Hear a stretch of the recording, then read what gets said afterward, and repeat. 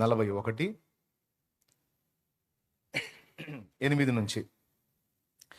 నా సేవకుడవైన ఇశ్రాయేలు నేను ఏర్పరచుకొనిన యాకోబు. ఆనాడు వాళ్ళని ఏర్పరచుకున్న దేవుడు ఈరోజు నిన్ను కూడా ఏర్పరచుకున్నాడు. అవునండి. రోమాపత్రిక 8:29 తన కుమారుడు అనేక సహోదరులలో జ్యేష్ఠుడగునట్లు దేవుడు ఎవరిని ముందుగా ఎరిగెనో వారు తన కుమారునితో సారూప్యము గలవారగునట్లు వారిని ముందుగా నిర్ణయించెను. ఎవరిని నిర్ణయించెనో వారిని పిలిచెను. ఎవరిని పిలిచెనో వారిని నీతిమంతులుగా తీర్చెను. ఎవరిని నీతిమంతులుగా తీర్చెనో వారిని మహిమపరిచెను. లోకంలోకి చూశాడు. లోకంలో ఉన్న మనుషులందరిలో మనం కూడా కలిసి తిరుగుతున్నాం, బతుకుతున్నాం. ఆ లోక పాపంలో, లోక బ్రతుకుల్లో మునిగి తేలుతున్నాం. అయితే అందరినీ పరిశీలించినప్పుడు మన విషయంలో, మన హృదయం విషయంలో దేవునికి కొంచెం ఆలోచనలు కలిగినాయి. మన హృదయాల్లోకి తొంగి చూశాడు. మిగిలిన వాళ్ళని చూశాడు, మనల్ని చూశాడు. వీడు కాస్త పర్వాలేదురా అనుకున్నాడు. తమ్ముడు నిన్నే, అమ్మోయ్ నిన్నే. అందరినీ చూశాడు, మనల్ని కొంచెం పర్వాలేదు అనుకున్నాడు. ఆయన శుభవార్త మనకు అందేటట్టు చేశాడు. అందరికీ చల్లాడు సువార్త, కానీ అందరూ తీసుకోవాలా. మెత్తని హృదయాలు ఏవైతే ఉన్నాయో, మంచి నేలలు ఏవైతే ఉన్నాయో ఆ హృదయాలు తీసుకున్నాయి. ఈ హృదయాలను ఆయన ముందే ఎరుగున్నాడు. ఎప్పుడు ఎరుగున్నాడు నిన్ను నన్ను దేవుడు అంటే ఇర్మియా గ్రంథంలో చెబుతాడు. తల్లి గర్భములో పిండముగా నీవు రూపింపబడక మునుపే నేను నిన్ను ఎరిగి తిని అంటాడు. మైండ్ పోయిద్ది అసలు. పిండంగా రూపించబడి పెరిగి పెద్దయి మన బుద్ధులు బయటపడితే ఎరగటం జనాలకు తెలుసు. అబ్బాయి పుట్టాడంటగా, అమ్మాయి పుట్టిందంటగా అని ఇకిలిస్తారు. పుట్టాడు, పుట్టినోడు సైకో అవుతాడో, సైతాన్ అవుతాడో, సాత్వికుడు అవుతాడో ఎవరికి తెలుసు. కానీ తల్లి గర్భంలో ఇంకా పిండముగా మనం రూపింపబడక మునుపే మనల్ని ఆయన ఎరిగి ఉన్నాడట. అర్థమైందా? ఎప్పుడు ఎరిగి ఉన్నాడు? ఇర్మియా గ్రంథము 1:4 చూసుకో. ఇర్మియా గ్రంథం 1:4 అందులో చెప్తున్నాడు. 5 గర్భములో నేను నిన్ను రూపింపక మునుపే నిన్ను ఎరిగి తిని, నీవు గర్భము నుండి బయలుపడక మునుపే నేను నిన్ను ప్రతిష్ఠించి తిని, జనములకు ప్రవక్తగా నిన్ను నియమించి తిని అన్నాడు. ఎప్పుడయ్యా? పుట్టిన తర్వాతనా లేకపోతే పుట్టక మునిపేనా? 5 గర్భములో నేను నిన్ను రూపింపక మునుపే నిన్ను ఎరిగి తిని. అంటే తల్లి గర్భములో మనల్ని రూపిస్తున్న వాడు ఎవరు? అమ్మాయి పుట్టాడా, అబ్బాయి పుట్టిందా? అబ్బాయి పుట్టాడు. అబ్బాయి పుట్టాడా? అబ్బాయా? అమ్మాయి పుట్టింది. అమ్మాయా?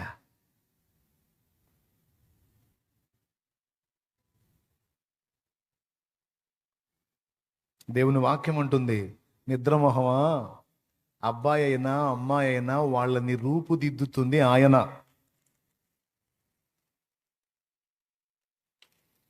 నీకు 2 పుట్టినా, 3 పుట్టినా, 4 పుట్టినా, నీకు ఓపిక ఉండే 40 మందిని కన్నా, నీ కడుపులో ఉన్న పిండాన్ని రూపుదిద్దుతుంది ఆయన. ఒకవేళ మనుష్య సంబంధంగా ఏదైనా టెక్నాలజీ ఉపయోగించి నువ్వు రూపుదిద్దావా, ఆ దిద్దబడిన వాడు నిన్ను నాశనం చేసే సైకో అవుతాడు. దేవుడు తన చిత్తానుసారముగా సిద్ధపరిచిన దాని విలువ వేరు, దాని ఏర్పాటు వేరు, అది ప్రత్యేకమైంది. ఒకవేళ ఏదో మానవ ప్రయత్నంగా ఏదన్నా ప్రయోగం చేసి సఫలం కావాలన్నా కూడా దేవుడే దాన్ని వర్కౌట్ చేయాలి. ఆ కోణంలో అనుకోవచ్చు, ఈ కోణంలో అనుకోవచ్చు. సరే, పక్కన పెడదాం మ్యాటర్ ఇది. లేఖనం ప్రకారం చూసుకుంటే గర్భములో నేను నిన్ను రూపింపక మునుపే నిన్ను ఎరిగి తిని అన్నాడంటే రూపించేది ఎవరో అర్థమవుతుంది అక్కడ. మన అమ్మ కడుపులో మనం ఉన్నప్పుడు మన ముక్కు, కళ్ళు, నోరు, పళ్ళు, మన అవతారం మొత్తం, మనం స్త్రీయా పురుషుడా మొత్తం డిసైడ్ చేసి మనల్ని రూపుదిద్దుతుంది, నిర్మిస్తుంది స్పష్టంగా దేవుడే అని ఇర్మియా 1:5 సాక్ష్యం ఇస్తుంది. ఇప్పుడు చెప్పండి, మీ అమ్మ చేసిందా నిన్ను, మీ నాన్న చేశాడా? ఆ? నన్ను మా అమ్మ చేసిందా, మా నాన్న చేశాడా? బాయ్, ఎవరు చేశారు? ఎవరు చేయలే. అసలు వాళ్ళకి ఏం తెలియదు. మనల్ని ఆయన చేతులే నిర్మించాయి. అంత మక్కువ పెట్టి, అంత శ్రద్ధ పెట్టి, అంత దృష్టి పెట్టి ఆ వ్రేళ్లతో పని చేసి నిన్ను నిర్మించుకున్నాడే, నిన్ను మర్చిపోతాడా? అంత శ్రద్ధ పెట్టి నిన్ను నిర్మించుకొని ఇన్ని నాళ్ళు నిన్ను కాపాడుకుంటా, సంకబెట్టుకొని అనేక గండాల్లోంచి తప్పించుకుంటా, నీకు అంత అన్నం పెట్టి వస్త్రం ఇచ్చి ఎన్నో గండాలు దాటించి బ్రతికించుకుంటూ వచ్చిన దేవుడు ఇప్పుడు వదిలిపెడతాడా? ఇప్పుడు మర్చిపోతాడా? వెర్రి మొహం. స్తోత్రం. అంటే మీకేమన్నా ఇబ్బందా? వెర్రి మొహం అంటే పిచ్చి మొహం అనిలే. ఏం తమ్ముడు, ఒప్పుకుంటావా? ఎవరు నిన్ను నిరూపించారు? మరి అంతసేపు రూపించేవాడు, అంత ప్రేమ కలిగినోడు నన్ను నల్లగా ఎందుకు పుట్టించాడు? అందరూ ఎర్రగా ఉన్నారు, నేనేమో నల్లగా ఉన్నాను కాకిలాగా. మరి ఎట్టెందుకు పుట్టించాడు అని డౌట్ కొంతమందికి. అరే ఆయన ఇష్టం. కొంతమందిని ఎర్రగా చేసి చేసి చిరాకు పుట్టింది. పద్దాకలు అదే ముఖం చూసి చూసి విసుగు పుట్టి ఉంటుంది. కొంచెం డిఫరెంట్ కోటింగ్ వేసాడు నీకు. ఏంది ప్రభు, నేను నల్లగా పుట్టాను, నన్ను ఎందుకు ఇట్లా పుట్టించావంటే, నీకేం తెలుసురా, నీ అందం నా కళ్ళకు మామూలుగా కనపట్ల నువ్వు అంటాడు.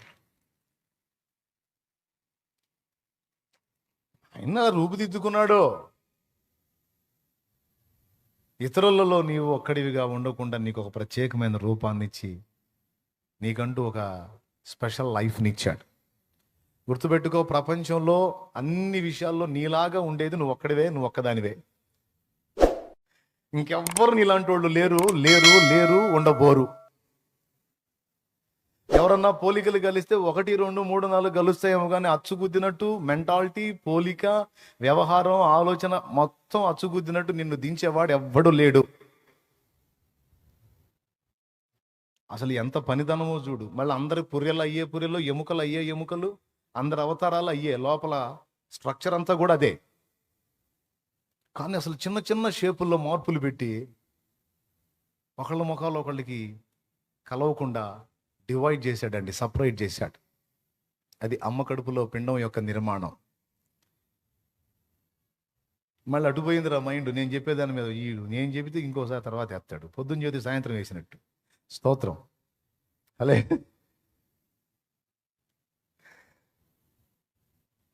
ఇదంతా ఎందుకు చెబుతున్నానంటే, కొద్దిగా మీరు సంతోషిస్తారు, కొంచెం ఆదరణ పొందుతారని. ఎందుకంటే నిజాలు ఇవి. దేవుడు నిర్మించిన తీరుని గుర్తు చేసుకున్నప్పుడు, అమ్మో, నన్ను ఇంత శ్రద్ధగా నిర్మించిన నా దేవుడు నన్ను ఎందుకు మర్చిపోతాడు, నన్ను ఎందుకు వదిలిపెడతాడు అనే ఆ ఆలోచన ఎంత ఆదరణో కదా. స్తోత్రం. విశ్వాస అయిన వాడు ఒకడు పేషెంట్ అయి బెడ్ మీద ఉన్నాడంట, మరణ పడకలో. చూసిపోవడానికి వస్తారుగా అందరూ. ఫ్రెండ్ వచ్చాడు, ఫ్రెండ్ ఒకడు. వీడికెళ్ళి జాలీగా చూశాడు ఆ బెడ్ మీద పండుకున్నోడికి వెళ్ళి. చూసి ఎరా అన్నాడు. ఎరా ఏంది, ఎట్లుంది, బాగా వీక్ అయిపోయావుగా, దాన్నే ఉందిలే కానీ బైబిల్ చదువుతావా అన్నాడంట. ఎందుకు చదవనరా, నీకోసం ఏమైనా చేస్తా, చెప్పు, ఏం చదవమంటావు అన్నాడు. దినవృత్తాంతాల 1వ గ్రంథం 1వ అధ్యాయం చదువురా అన్నాడంట. అందులో చదివితే అన్ని పేర్లు ఉంటాయి, మనుషుల పేర్లు. ఏడన్నా యేసు ప్రభు రోగుల్ని స్వస్థపరిచిన వచనాలు చదవమంటారు. అవి విని విశ్వాసంలో బలపడటానికి వీడెవడ పేర్లు చదివించుకుంటున్నాడని డౌట్ వచ్చింది. అంటే మరణ పడకలో ఉన్నాడు కదా, మైండ్ కూడా పోతుందేమో అనుకున్నాడు. కొంతమంది అట్లా మాట్లాడుతుంటే మనకు డౌట్ వచ్చింది కదా, చచ్చిపోతున్నాడు కదా, మైండ్ పాపం మైండ్ పని చేయట్లేదు అట్లా అనుకున్నాడు. తర్వాత వీడు మళ్ళీ చదివావు కదా, బాగుంది, సరే కానీ మత్తయి సువార్త 1వ అధ్యాయం 1వ వచనం నుంచి చదువు అన్నాడు. అక్కడ కూడా అన్ని వంశావాళ్ళు, మనుషుల పేర్లు ఉంటాయి. అబ్రహాం, ఇసాకును కానీ, ఇసాక్, యాకోబును కానీ, మొత్తం వరుసగా ఉంటాయి. మళ్ళీ అయిపోయినాక లోక సువార్తలో కూడా మళ్ళీ మనుషుల పేర్లే చదివిచ్చాడు. ఇక కన్ఫర్మ్ చేసుకున్నాడు, అన్ని మనుషుల పేర్లే చదివిస్తున్నాడు, మొత్తానికి ఇడికి ఏదో తేడా పడింది. చివరికి అడిగాడంట, ఎరా యేసు ప్రభు చేసిన స్వస్థత కార్యాలు చదవమంటే చదివేవాడిని కదా, అన్ని పేర్లు చదివేస్తున్నావు, ఈ పేర్ల వల్ల నీకు వచ్చే ఉపయోగం ఏందిరా అన్నాడంట. వాళ్ళు ఎవరో వాళ్ళ పేర్లు ఏవో, కొన్ని పేర్లు అయితే అసలు నోరు కూడా తిరగట్లా, ఈ పేర్లు కష్టపడి చదవాల్సి వచ్చింది నేను, ఈ పేర్లు ఎందుకురా నీకంటే ఆడు పండుకున్నాడు అన్నాడంట, ఇంతమంది పేర్లు గుర్తుపెట్టుకొని రాపించిన దేవుడు నా పేరు మర్చిపోతాడా?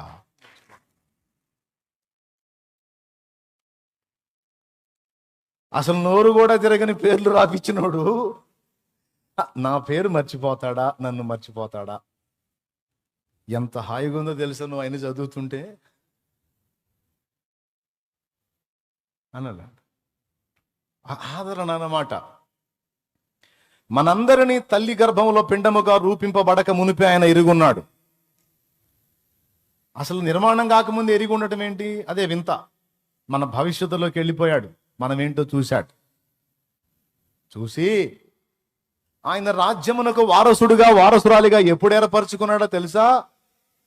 తల్లి గర్భములో పిండముగా నీవు నేను మనం రూపింపబడక మునుపే ఏర్పరచుకున్నాడట. అప్పుడే మనల్ని తన రాజ్యానికి డిసైడ్ చేసేసాడు. భూ దిగంతముల నుండి నేను ఏర్పరచుకొని దాని కొనల నుండి పిలుచుకొనిన వాడా అన్నాడు. నేను ఏర్పరచుకున్నా, నేనే నిన్ను పిలుచుకున్నా. నిర్ణయము ఏర్పాటు ఒక్కటే. దేవుడు ఎవరిని ముందుగా ఎరిగెనో వారిని నిర్ణయించెను, అనగా ఏర్పరచెను. ఎవరిని ఏర్పరచెనో వారిని పిలిచెను, ఎవరిని పిలిచెనో వారిని నీతిమంతులుగా తీర్చెను. ఇప్పుడు మనందరిని నీతిమంతులుగా తీర్చాడా లేదా?